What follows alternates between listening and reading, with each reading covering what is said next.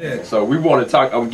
Because I read the article. I mean, I see what you're saying in here. Yeah. You know, I see how you said, you know, this the city. I mean, we've been talking about it all week. So, you know, I just want to see how you feeling, man. I ain't had a chance to see that. Oh yeah, well, you talked about some stuff in here that I want to touch on. I got my little highlights. I didn't want to ask you the same question. Okay. So you know, we done this interview plenty of times. We've done it in front of fans and in front of thousands. But you know, I'm excited, man. You know, you still. You know what? I was gonna show you. I am not taking down any of my stuff. My jersey's still up there. My football's still up there. You know, we still got everything. You know, and my producers, everybody can vouch. You still my favorite player. Keep repping, baby. Got to keep repping. The plan is to come back strong enough. Let's go. You ain't got to do that, man. We just gonna, you know, get the mic adjusted and then we. Huh? Okay. What? When this came out, I think this, you know, me and Mike Vick are looking at the newest ESPN. They talked about it today. I had my producer go down and get it. You hadn't had a chance to see this. No, I ain't had a chance to see it yet. This is the first time. So, you know, we're going to talk about some of the things you talked about in this, but I want to just say, first of all, you know, as a fan, you know, I was telling the people earlier, now, if you are logging on to v103webmag.com right now, you can see the stream live. Michael Vick is in the studio. How do you feel, man, being back in Atlanta? We'll talk about being on the football field tomorrow, but being back in Atlanta. You know, it's been 2 years since I've been back in Atlanta. You know, having the opportunity to come back, you know, is something that I never thought would happen as soon as it did. Right. You know, and once I seen that, you know, the Falcons was on the schedule, you know, it just brought a smile to my face, and I immediately became excited. You know, it's just a great opportunity to have a chance to be back and see some of the old landmarks that I got used to seeing when I was here, right, that I haven't seen in a long time, and you know, it brought back a lot of vivid memories. I want to go back to, you know, I was telling, we've talked a lot, I mean, about Michael Vick and his impact on the city. When you were released and you talked to everybody about how you were feeling, you seemed to be genuinely moved and changed. And I remember doing a show on it talking about not only does Mike seem like he has, you know, become a better man, but you just seem like, man, you've become like well-read, like you was doing something, you was like studying, becoming a scholar or something in there. What was going on in your mind? You know, I figured, you know, I had 544 days of doing prison, and, you know, why not, you know, use that time wisely and try to better myself and, you know, try to educate myself as much as I could on things that I didn't know, you know, when I was, you know, in the free world.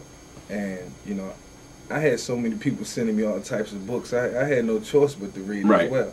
So I figured if I didn't, then I would be being lazy. And, you know, since I had all the idle time, you know, I just wanted to make the most of it. And, you know, I had the chance to think about a lot of my wrongdoings and a lot of things that I did that didn't sit well with a lot of people. And I just wanted to, you know, come out and present a different individual when I came out.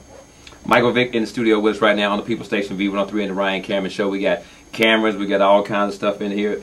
You talk about in your ESPN article how you go from everybody loving everything that you do, nobody can ever say anything bad about you, to once you got out of prison not knowing what was going to happen when you went to the Popeyes or to the grocery store, and what kind of reaction. What has that reaction been like? I mean, the reaction has been great, and it's been kind of overwhelming to me because everybody I run into, with the exception of one person, has been very supportive.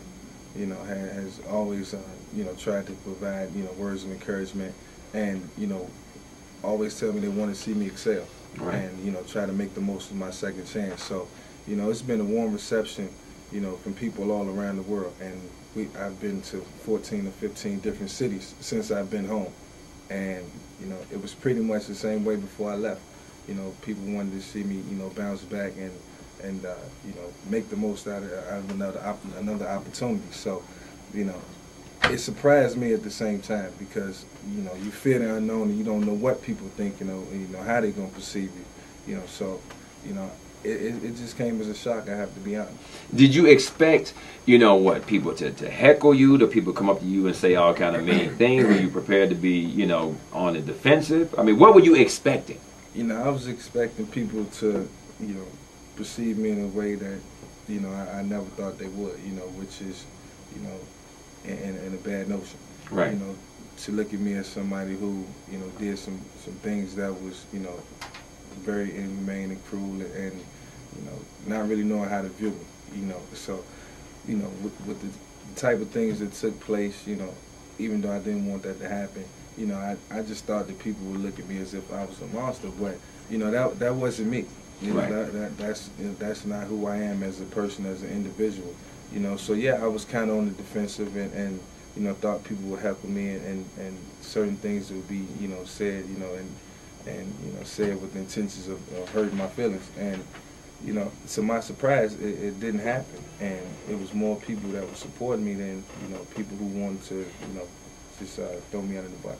Do you feel like, you know, people talk about, I remember hearing Rasheed Wallace talking about the fact that as he became a father and his children were old enough to understand that the things he was doing, getting technicals and getting kicked out of games, that, you know, people would come to and talk to his kids like, man, your daddy crazy. Yeah. And, you know, and then he would have to come home and change his ways because they were being able to be, you know, ridiculed and heckled with your children and with your fiance. And did that affect you, knowing that people would, they couldn't say it to you, right, they could say it to them? Right.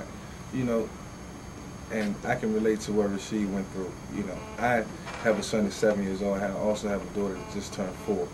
And they had to come and visit me in prison when I was going through, you know, the dogfight allegations, and you know, a lot of things were being said on TV each and every day. My son was able to comprehend what was actually being said. And the thing that really stuck out to him was the fact that I was going to jail, and that's all he heard. And I never forget one night that, you know, he just burst out into tears because, you know, he didn't want me to go to jail, and there was nothing that I could do about it. So, you know, had I put my kids first and thought about their feelings and what they was going to think, and, you know, how their peers was going to, you know, deal with them, you know, in regards to, you know, maybe picking at them or ridiculing them because of their dad's faults, right, you know, I would have made a better decision. And you know, I failed to do that, and that's part of my motivation to come back and do the right thing and to try to be an instrument of change. We're going to talk more about, you know, we got an hour with Mike here in the People Station V103. We're going to talk about a lot of different things, but I want to talk about football. And now that you're back in the league, I remember when, like you said, when we found out that we were playing you guys tomorrow, ticket prices went through the roof. Everybody wanted to be in the Georgia Dome to see the return. Yeah. The Falcons haven't had the type of season that we expected. Your comeback, while you've had one big run, has it been what you expected as far as being used and where you thought you would be now as part of the offense for your team? Well, you know, as we know, it's a different role that I'm playing. You know, I had to get used to it. I knew coming into the situation, you know, in Philadelphia, that, you know, I was going to be used in a limited role. And, you know, I had the discretion of choosing whether I wanted to do that or not. You know, there was a couple other teams who was interested, but, you know, I thought this was a strong, you know, organization, a flagship organization that, you know, can help me, you know, in so many different ways, and have an opportunity to come and sit, you know, behind Donovan and learn as much as I could and try to get myself back into shape, you know, was the most important thing. So I really wasn't shocked that I didn't have an opportunity to, you know, play as much, you know, early in the season. You know, in so many ways, I think it was the best thing for me. And, you know, even, you know, right now, as much as I would like to play, you know, I know that's not my position, you know, to say what I want to do with this team. Right. You know, I have to, you know, play my role, and when called upon, you know, do the best that I can, you know. But, you know, I wish I could have played more, you know, plays. I wish I could have made more plays for this team when given the opportunity, because I've had, you know, enough plays to make some plays, and, you know, whether things don't happen or go the way you want it to go, you know, that's just the game of football. They get paid too on the other side. So, you know, who knows? You know, we still got, you know, 5 more games left, and you know, we want to make that playoff run and try to get that ring, and that's the most important thing to me.